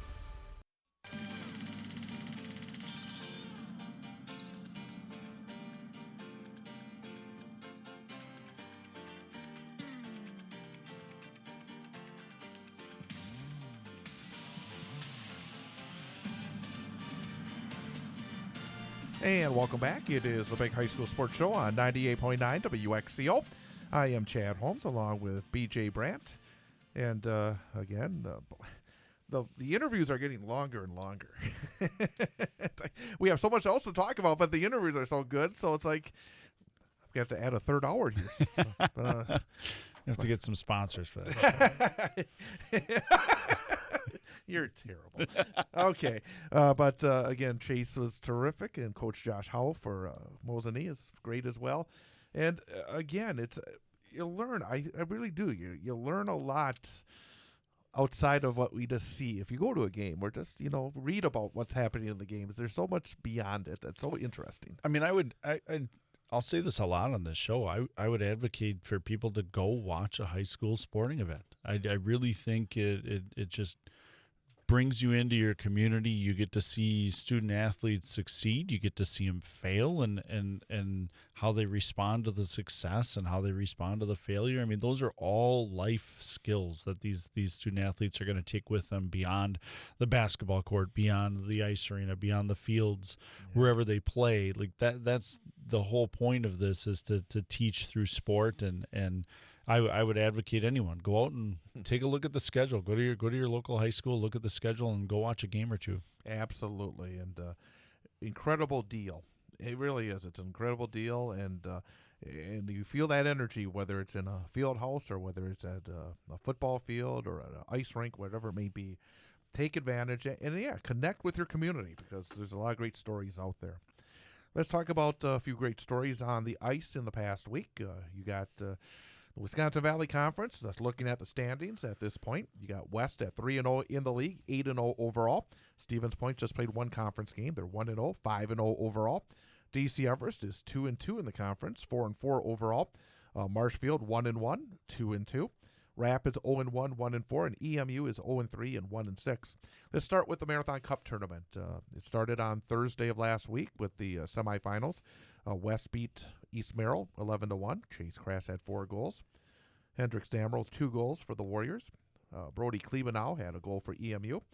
Everest beat Mosinee 6-1. Cole Van Slyke 4 goals. Griffin Bonnell 35 saves for DCE. And then on Saturday, the consolation round saw Mosinee defeat EMU by a score of 6-1. Cameron Kuklinski had 2 goals for Mosinee. Jackson Pierce scored for the Blue Jacks. And then in the championship game, it was a very interesting game, to say the least. You can say penalty filled, Chad. It was unique. I said in the second intermission, when I always post what the score is, that second period was unique, because I don't remember a period where you saw as much 5-on-3 and 5-on-4 against one team, and then the team goes into the locker room a goal further ahead than they were before. But the Warriors beat Everest 4-1. The tournament as a whole. Let's talk about each of the teams. What we learned maybe about these teams. Let's start with the Blue Jacks. They finished 4th in the tournament. Yeah, I think if you were to go out and watch them, I think you would see some improvement from them from a year ago. They're much more dangerous offensively. They have some skill up front that can put the puck in the net, and that's not different from years past. But I think there's a couple kids that gel well together and have been able to have success at the net. I mean, honestly, when you look at when another team takes a penalty, their power play moves the puck really well, and that's going to give them confidence and to give them opportunities to win games as that power play gets better and better as the year goes on. Mosinee, they were 3rd. They had the game against Everest, which I was a little surprised. I thought that would be a tighter game. Everest played very well. They were able to take advantage of some penalty shot, power play, and then after a bit of a slow start, and I was told that they had some bus issues to get to Greenheck on Saturday. After the first period, they came out and then they took charge in the 6-1 win. Yeah, I mean, I think when you look at Mosinee, they're young. I mean, they've got a ton of young kids. I think they've got 6 or 7. Yes, do the hand gesture and the joke. Freshmen that are out there that are going to gain experience for them as they go. Obviously, they're led a little bit by Tyler Bars and what he can do offensively, and they've been able to compete hard here early on, and there'll be a group that gets better as the year goes on, especially as those young kids get experience.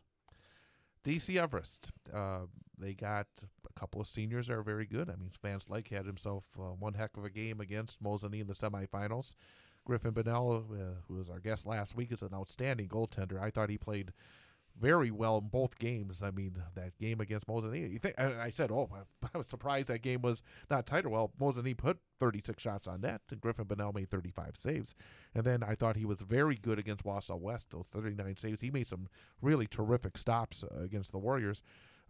DC Everest, I think I think we'd be looking at them a little differently right now if they'd won that Marshfield game, because then they'd be 3-1 in the conference and everything looks so much brighter. But that's still, I think, a very dangerous hockey team. I think and again, I'm a project late in the season, you get into that massive sectional. I wouldn't want to be a team playing on a team like DC Everest.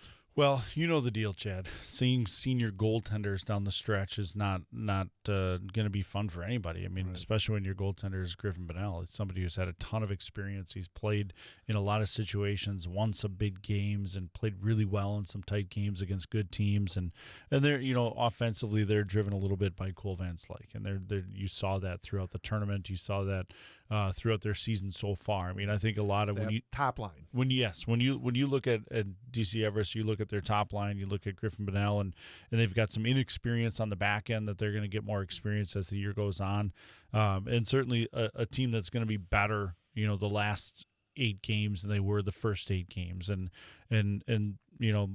certainly a team that when Griffin's playing well, they've got a chance to win every night. And Wausau West, and they did win for the 19th straight year, which is pretty amazing. 39 straight wins in Marathon Cup play. They got the 2 wins at the Cup. They beat Mosinee 10-0. Again, Mosinee was shorthanded last night. Tyler Bars was not playing, and a few other players because of illness. I'm just glad whatever they got at the Marathon Cup did not come my way. But for Wausau West, 8-0, 3-0 in the conference. They survived the penalty-filled second period. We talk about the skill, and we've seen it. I mean, and I said it. There have been a few times in the last couple of weeks where I can't believe the extra passes and how easy it makes it look. And when those guys are clicking that top line of Pergalski and then Cooper DePoit and Chase Crass, it is incredibly fun to watch. It's fun to watch. I mean, it's been really fun to watch them. It's been fun to watch Hendricks and Xander and Tyler Wendell, and those top 6 have been super consistent for them throughout the year, and then they're trying to figure out what that third line looks like. I mean, they've got a bunch of young guys in age and young guys in experience as well that are trying to figure out what varsity hockey looks like, and they've had some guys step up and play really well in that third line role, and a lot of it goes to the back end, between Shea Jones, Joe Gravine, Tegan Rasmus, and Finn Richards, and sprinkle in a few other guys to get some experience back there. But those guys have defended really well, and the other part of that is Julian Scalcucci. I mean, I think when you look at what this team collectively from top to bottom can be, there's a lot of excitement around what these guys can do. I gotta just read Scalcucci's numbers so far this year, because they are just incredible. Because I mean, the incredible aspect is the numbers, and then who they've come against. Some really good hockey teams. 7-0 record. He's faced 208 shots so far this season. He's made 200 saves, 1.14 goals against average, 962 save percentage. I mean, right now, you talk about the offense, and then you have a goaltender that's playing as well as he is. I mean, it's really an incredible combination for this West team. And I almost feel it's unfair to ask you because you're so close to it, but this team, in terms of the potential, it is limitless right now, isn't it? Yeah, I mean, I think some of that and dealing with these next couple games will help them get through the process. I think, going to a Madison Edgewood team that's going to raise the banner and look at their past success from a year ago and what their new lineup looks like. But I also think you going into that game, like Madison Edgewood has to prepare for Wausau West, because there's some things that they're going to have to do and be able to do against them that maybe some of their opponents up to this point have not done. Obviously everybody's got Tuesday marked on their calendar. It's the game of the week. It's the game, in my brain, it's the game of the week. I don't know what other publications have decided, but it's, number 1 versus number 3. It's Wisconsin Valley Conference. It's old school stuff. I mean, it's the old school rivalry, and these next 2 games for them certainly won't define them regardless of result. But it will teach them a lot about what they can be. It'll teach them about what's gonna go well, and if it doesn't go well, they're gonna learn how they respond to that. And you heard Chase talk about it. That, like, how they respond to it, how they deal with adversity, the positivity that they're working through. I'm excited to watch this group. obviously way too close to it, I know. but certainly their biggest cheerleader. And the thing about Tuesday's game, and as we look at it as a hockey game, against Stevens Point there, it just feels like often things when they got away with it Saturday night. Against Stevens Point, it seems like things when they get sideways, Stevens Point has that ability to just put the foot on the neck, and that's something that West. There's going to be moments in that hockey game where that crowd's going to be loud, where that Stevens Point team's going to be on the front foot. That is part of the challenge that will be on Tuesday, won't it? Yeah, and I think a little bit on Saturday as well. I mean, just with the skill that Madison Edgewood has, you could argue it's a real good preparation game for the skill level that they're going to see on Tuesday. And honestly, you look at the way that they've been penalized and what that looks like for other teams' power plays. Certainly they've been able to kill a lot of penalties right now because they've had a ton of practice at it. but I don't know that they're going to see the skill level on the other teams' power plays that they've seen or going to see in these next couple of games. So, it's going to be fun to watch. It's going to be really enjoyable to see this group compete and obviously compete for the Wisconsin Valley Conference and throughout the state. And kind of quickly expanding it, and we've actually been talking a little bit. I've been noticing how well Hudson has been playing. They beat Eau Claire Memorial 4-0 last night. Seeing University School. I mean, I say, boy, sky's the limit for Wausau West, but they went to U School, and U School put up 55 shots on net, and they were a lot of good shots, and it was a day that Julian played exceptionally well.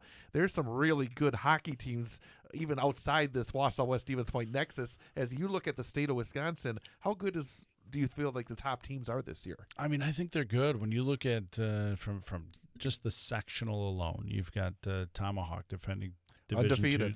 Undefeated Division II state champ, defending champs, now in Division I. You've got Hudson. You've got Wausau West. You've got Spash. Those are three teams who are in the top 6 rankings right now, all in the same sectional. Then you throw in there the Tomahawk that's in there, and then you're going to throw in New Richmond and Eau Claire Memorial and other teams that have made state tournament runs. I mean, Eau Claire North just put 13 goals up. So you look at that section, and it's a little daunting, when you look at it. But when you take it game by and Superior, I mean, look at you got Superior in there too, and it's really exciting from locally here with that. But then you go to the east a little bit. You've got Nina. Nina's playing really well right now. Madison Edgewood's playing really well right now. Notre Dame is always going to be dangerous. Bay Area Storm is going to be a very dangerous team. I got to watch them play a little bit against New Richmond on Saturday when I was over in Green Bay for a youth tournament. So I think there's some good depth at the Division I level. That Fox City Stars, another team that's undefeated in the top 6 for the first time, and I don't know how long. And I have no idea. And again, I haven't really checked it out, but I'm sure there's somebody down. In addition to Edgewood, Verona's always tends to be pretty good. I would be surprised if they're not. I don't know if you've heard anything. Is Verona? Yeah, I mean, you look at Verona. There's Waunakee down there. Waunakee dropped to Division II, but you look at the Madison area. They battle it out. I was looking at Madison West schedule just because I know Coach Liebert really well and was checking on his team, and man, they don't have to travel very far. It's really nice for them. A lot of in-county games or just barely out-of-county games. But then you look at, Arrowhead. Arrowhead's gonna grow a little bit here and be better as the year goes on. So there's a lot of teams at that Division I level in the different pockets of the sectionals that you can see some things starting to take shape throughout the state. Great Northern Conference. Tomahawk 4-0, 7-0 overall. Pines 3-1, 7-1 overall. Wapaka 3-1 in the conference, 5-4 overall. Antigo 2-1, 5-2. Mosinee 1-1, 3-3. And then Lakeland 0-2, 2-2. Medford 0-3, 0-4. Rhinelander 0-4, 0-7. You look at Tomahawk. They had a 1-0 win against Somerset Saturday, which was a good win for them. Jonah Dickens, first period goal. Hudson Seymour, 31 saves for Tomahawk. They beat Wapaka last night 7-0. I think Wapaka may be up there because they haven't played the Tomahawks and the Pines and Mosinees quite yet. But real quick about Tomahawk, and we mentioned them being in the same bracket now with West and Spash and Hudson and those teams. Hockey still, they go in the room. They still talk about it in the room. How do you think Tomahawk will be looked at in that room when they seed for this? I think, they'll be looked at historically what they've done. I mean, obviously they'll put together the schedule that they had for this year, and it's really tough for them when you go from that Division II to Division I, and you're scheduling a year out, and you've got these, it's just really hard for them to get sectional-based opponents. And other teams, they can't simply just say, hey, we'd love to play you, but they got to schedule, they don't want to break up either. Correct. So, like, you just... I think you got to look at the whole body of work for them and what they have, and certainly they've had a ton of success in the past few years, and to get vaulted into this sectional is going to be a challenge for them. It's going to be a challenge for the sectional because somebody's got to play Tomahawk in the playoffs, and Tomahawk in the playoffs over the last 3 years has been really tough. Mm-hmm. So I think where they sit right now, I think you need a few more games. Once you get to game probably 16 to 20, you can start seeing where teams start to fit within that section, and certainly where Tomahawk will be. Pines beat Somerset 2 over the weekend, 5-2. They had a 3-0 win against Rice Lake. They beat Medford 12-0. I'm very interested to watch as the season develops Northern Pines, because something that we've talked about on this show for the last number of years, it's been kind of noticeable, at least to me, is that when Pines sort of went down in hockey, they went up in basketball. But now they have both basketball and hockey on the boys' side playing very well. I find that very interesting. I mean, you got a small town like that. Yeah. I mean, you got pretty much every boy is active in the winter in some way, shape, or form. But certainly, Pines has got the roster makeup to be very good over these next couple of years, and certainly to be very good this year. Playing the game they did against Tomahawk early on, if that game happens next week, it's probably still a great high school hockey game, and it's a coin flip, I think, when they play no matter what. Mm-hmm. The drawback to their conference setup is we don't get that guaranteed second matchup, which I think we would want to see. And again, I'm going to say this. To take away a Tomahawk Pines game in the Dome is a travesty. I mean, because we've been there for big games when that place is packed.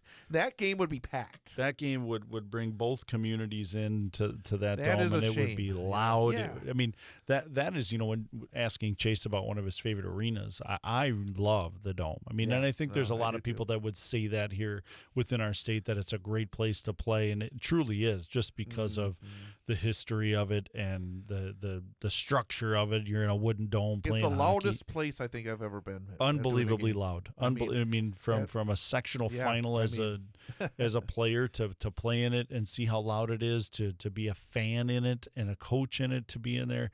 It's honestly probably second to none. It's probably the second coldest rink I've been in as well.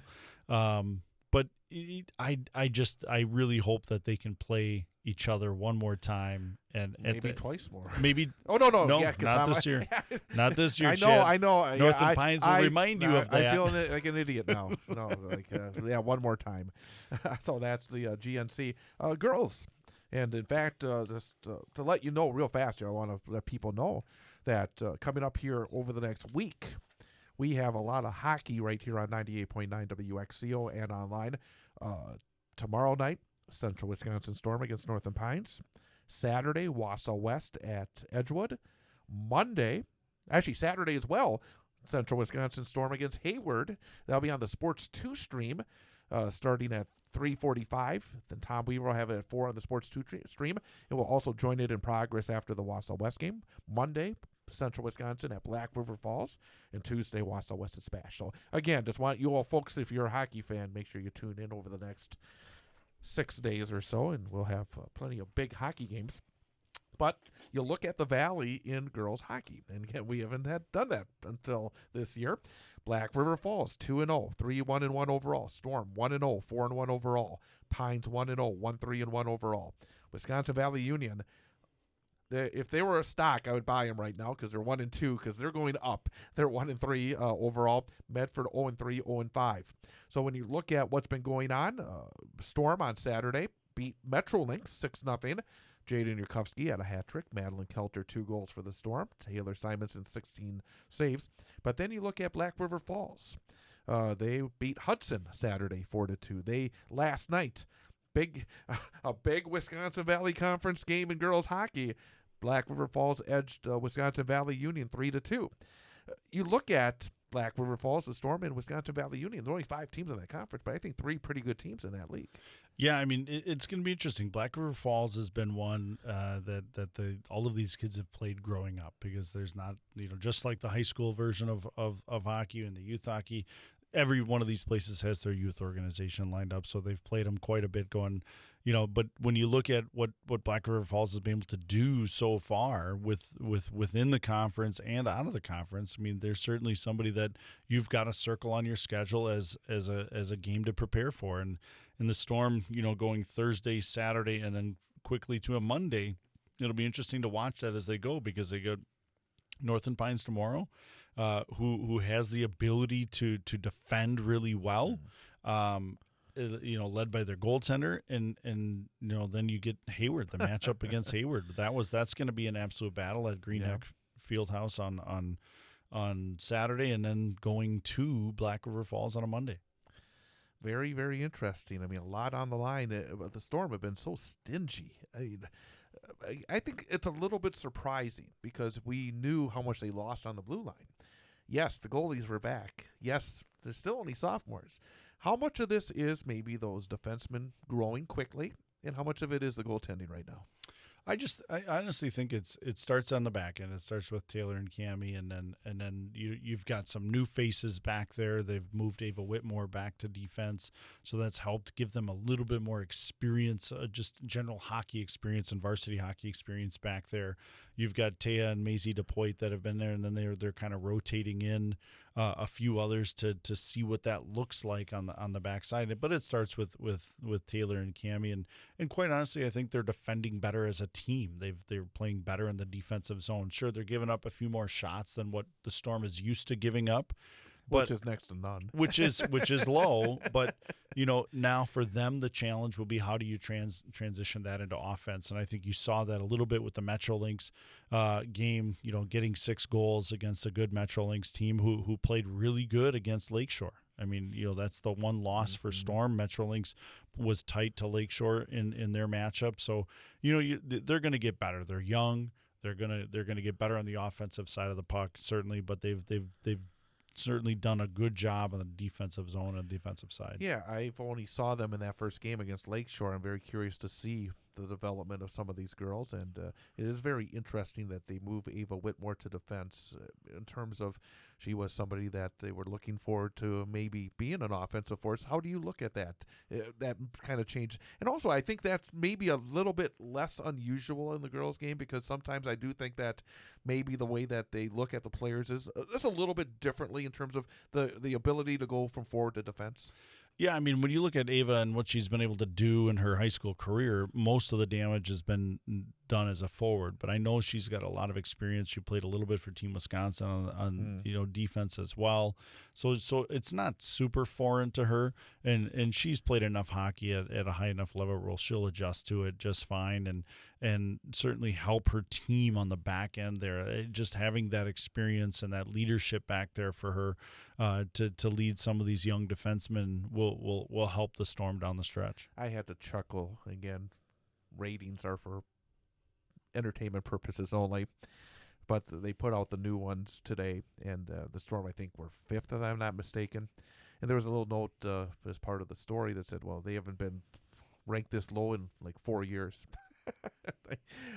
I don't know if that's supposed to be saying that. I don't know what it's supposed to say, but I just kind of chuckled at it, because I think that they have played this exceptional hockey so far this season. I think in some ways they're off to a better start than they were a year ago. Yeah, I mean, when you look at the rankings too, Chad, I mean, Eau Claire is ahead of them, who the Storm beat, and Lakeshore's beneath them, who beat the Storm. Right, so there's some interesting entertainment value to some of those rankings that are in there. But girls hockey it's going to be fun to watch the entire state play out here a little bit. And that Hayward game on Saturday. I mean, we did that game last spring or fall or winter, whatever it was. That overtime sectional final, which was just, I was so impressed with how Hayward played, because I mean, I kind of expected the Storm to win that game maybe a little easier because they had lost to them during the holidays last year, and I kind of thought, well, okay, they kind of know what they are. They're going to come out there and do it. And that Hayward team, they just keep coming at you. They do, and they're really good defensively. I mean, they're led by their goaltender, and they make it very difficult to score. So, like when you watch Eau Claire play Hayward in the Gobbler Cup, and that first weekend that they played games, Eau Claire notches over Hayward, and the Storm beats Eau Claire 1-0. So you look at those three teams; they're very comparable. The difference for the Storm is the Eau Claire game isn't a sectional game. Right. When you get into this now, this Hayward game matters because it's a sectional game. You typically only get to play them once, and that's the feather in the cap that they'll carry, or the Storm will carry into the seeding meeting. And then for the Storm, they all go down to Madison. There's a big tournament down in the Culver Cup where a lot of the girls' teams get together, and you get to see teams that you don't normally see. So, but the Storm does play in their third game in 3 days. They play Superior, which will be a big impact to that section as well. Yeah, I mean, much like the boys' side, that girls' sectional, and that brings up the whole idea. If there's a better way of doing it. I've said in the past, especially with the girls, I mean, drop sections, just seed them. Seed them from 1 to 26 or whatever it is. I think it would make for a better state tournament, and I think maybe in the boys' side we can. Teams travel now. I mean, it doesn't matter where you are. I mean, you as the AD, you said it. You look at putting together schedules, your guys travel. I mean, boys basketball goes up to Superior for a non-conference game later in the season. They're going all over the place. Your hockey team goes all over the place. The idea that, we got to keep them in sections, I think again, for the betterment of the game, for the betterment of the state tournament, I would like to see some changes being made in that realm too. I'm great with suggesting changes in this program, I tell you. Chad, I love that you suggest changes, and I know there's listeners out there who want to see those changes too. But as you know, things change slow, and very slow. And there's a process, and as somebody who's been through that process, there's things that go really well, and there's things that don't. Are we going to get 6 D1 teams anytime soon? Or 8? I don't see it coming anytime soon, Chad. Darn. But we can keep asking. I know you're close. You're still the president of the Coaches Association. Yep. Well, let me ask you this. We got a couple minutes. How much communication do you have with this WIA? What is being talked about? I mean, what they can share. Because I heard Dan Bauer did a talk with the new hockey guy. Said that he felt good about it. Have you had discussions with the new hockey guy? Yeah, we talked in July back when I took the job, and I was kind of wanted to talk to Jake and just get his feel for hockey. And I think, LeVar did some really good things for our sport and getting us out of Alliant Energy Center and getting it to a better state tournament venue. And again, he had very small shoes to fill. Well, there's a lot of people that would agree with you. One Jason Kalin from Superior would agree with you. But yeah, I think, there's going to be, they have to look at that again because with the new Green Bay rink coming, and there's other venues and other opportunities, and the DeForest rink down in Madison, keeping it down in Madison as well. So there's been, in Dan's article, he talked about, there's going to be different rinks, and there'll be new rinks that are coming up. Is this the last year in the contract? I don't believe so. Okay. So it'll be interesting just to watch that play out. But I think, for hockey, it's trying to figure out what that state tournament looks like to get more teams down there. Yeah. And we're going to leave it there. Yes, hey, we will. Again, folks, we won't be here the next 2 weeks, Christmas Eve and New Year's Eve, but we'll be back on Wednesday starting on January the 7th and take you right through both the winter state tournaments. So we'll see you in a few weeks. You know you will. Big High School Sports Show on WXCO.